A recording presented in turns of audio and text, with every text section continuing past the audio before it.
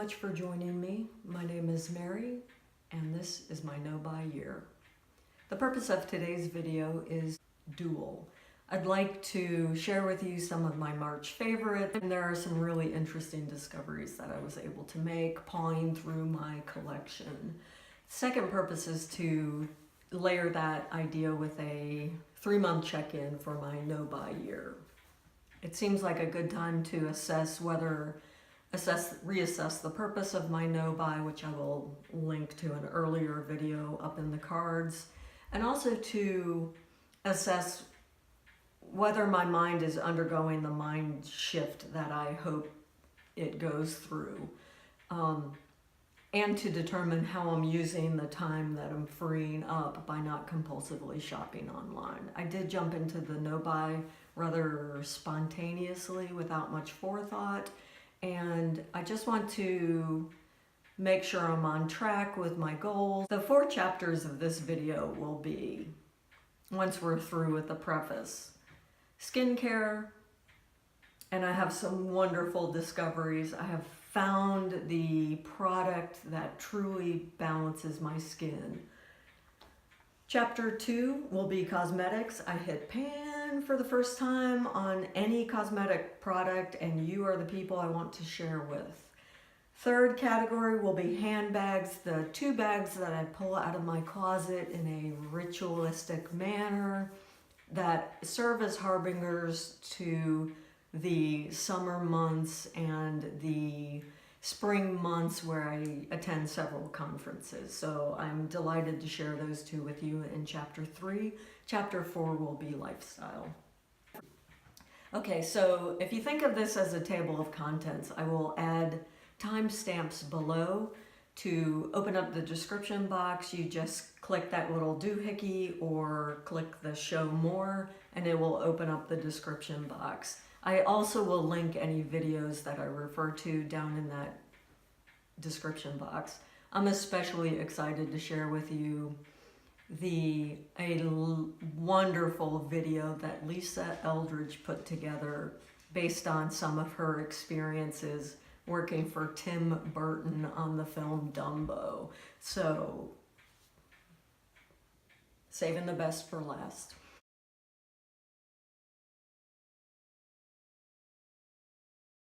In the meantime, I wanted to start, if you imagine turning that table of contents, I'd like to start with chapter 1. Chapter 1 is skincare, in case I forgot to mention it. For chapter 1, the first thing I have to share with you is my Curology. It is Tretinoin 0.035%, Azelaic acid 5%, and Niacinamide 4%.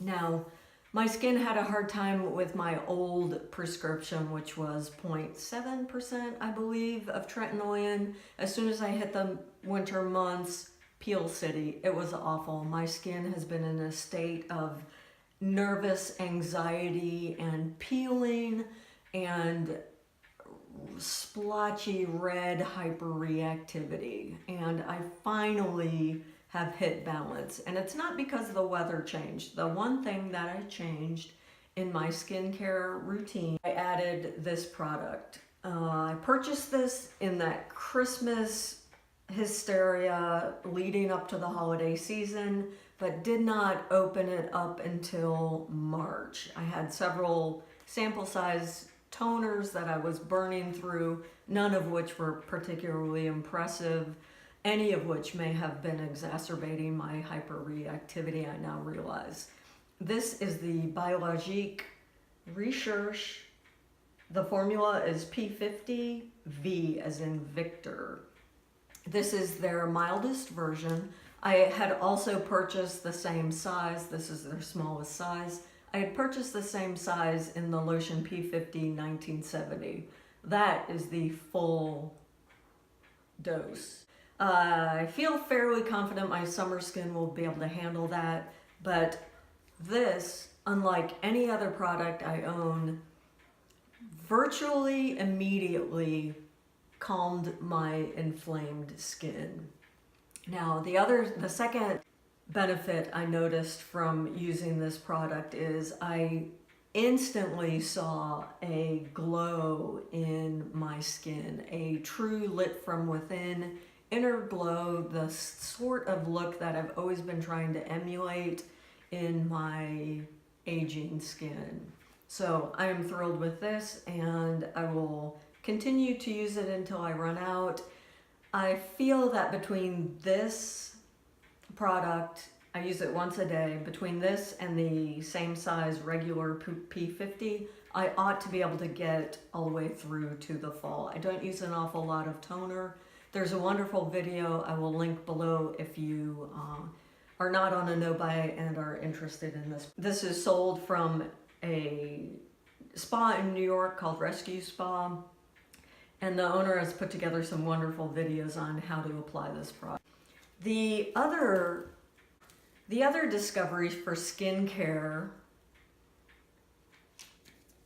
made it into my empties because I had a sample booklet from Clé de Peau featuring 2 of their cleansers, 2 of their serums, 2 of their moisturizers, and a little packet of their cotton pads.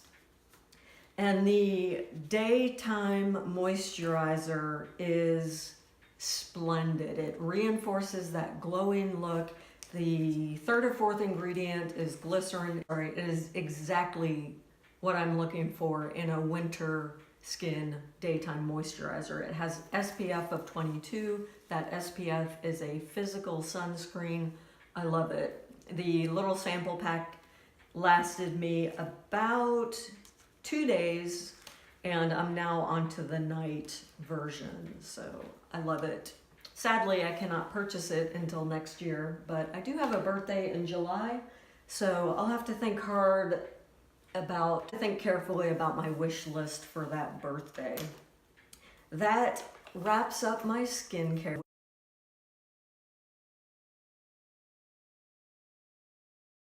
Now we're turning to chapter 2, which involves cosmetics. Now for cosmetics, my favorite for March, March is sort of a transitional time for me. So I, on some days, would use my Tom Ford Traceless Stick Foundation in the shade Cream, and on other days I would go in with a damp beauty blender and apply my Estee Lauder Double Wear Foundation in the shade Ecru. Now, after an exhaustive test where I threw this product down, comparing it to the La Mer Fluid Longwear Foundation, this to me was my clear winner. Not the least because the price is reasonable and the La Mer is $120.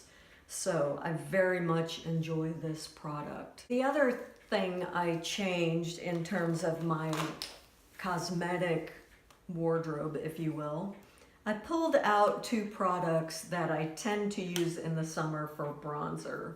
The first is the NARS Liquid Laguna Bronzer, which I have a love-hate relationship with. As you can see from the lid, well, perhaps you can't see from the lid, I'm starting to lose my light.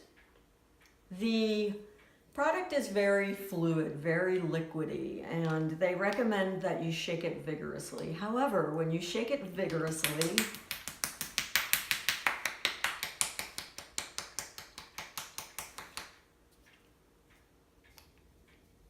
it leaks around the pump. Now, I love that it has a pump. I will show you the consistency though. Very fluid. I pumped out only a tiny, tiny bit. I love this for a liquid bronzer in the summer. It gives me truly a sun-kissed look. I do not have it on today, but there's my little swatch.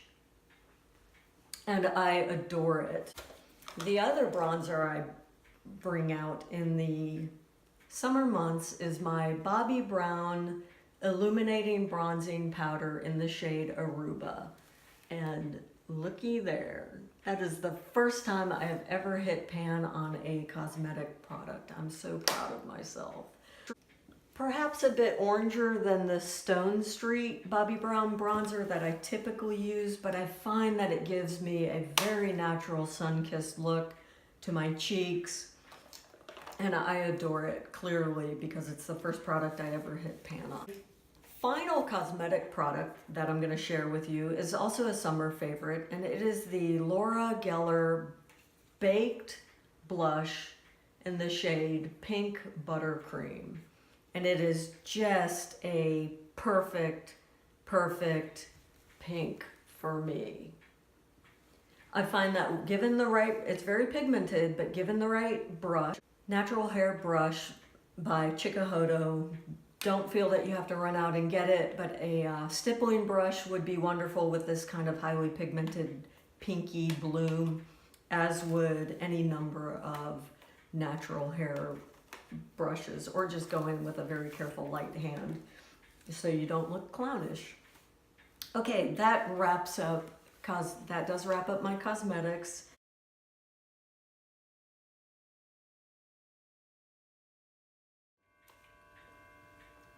Since I neglected to mention fragrances earlier when I was mentally building my table of contents, I'm going to throw them in with fashion. I feel that's acceptable. My scents do change in the spring. I go from a very earthy, green, floral, damp winter Parisian perfume like Diptyque Doson to much lighter florals that are very close wearing. These are the Jo Malone colognes. They are they wear very close to the skin. Some people criticize them for being too close to the skin, too subdued, but I absolutely adore them, and I actually enjoy blending these two. And I believe that's what Jo Malone, the cosmetics house, is known for. As a marketing ploy, it's fairly brilliant, but the idea is that you have a collection of their products that you layer together in order to create your own signature scent. And for me, that springtime signature scent is the Wood Sage and Sea Salt, which, as you can see, sadly is half gone. I will likely run out of this midsummer.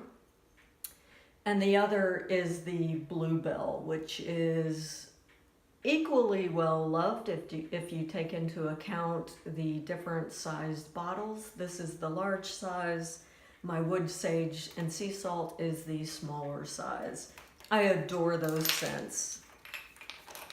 My next video will probably be inventorying and discussing my fragrance collection, because it, as with most things I own, has bloated to an unwieldy size.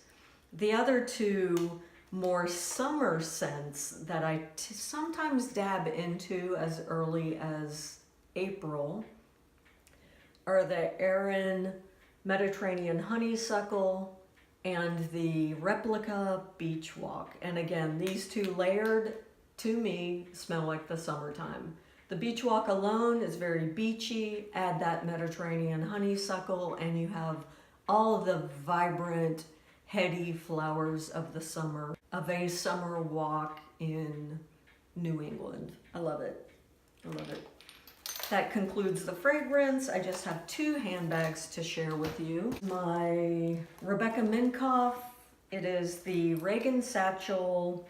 I picked it up last year on sale. To me, it is the perfect size and the perfect level of casual / formal. This is, I don't usually go more formal than this. I really don't have any occasion to, but I love it. I love it in the summer. I love that its handle is infinitely adjustable, or you can detach the handles and just carry it with the short handle. The last bag is a wonderful travel bag. Now this you would have to either be a seamstress to replicate, or you would have to go to Paris and shop at the boutique Simran. I will get that real close to you. I will attempt to find a link, but they're known for these lovely casual bags made out of the most whimsical Provençal or African batiks, and I just love that combination. I love the size. It would be a great haul your stuff to the gym bag. I use it typically for travel to help me organize that kind of chaos that happens in the hotel room. So this is my summer go-to.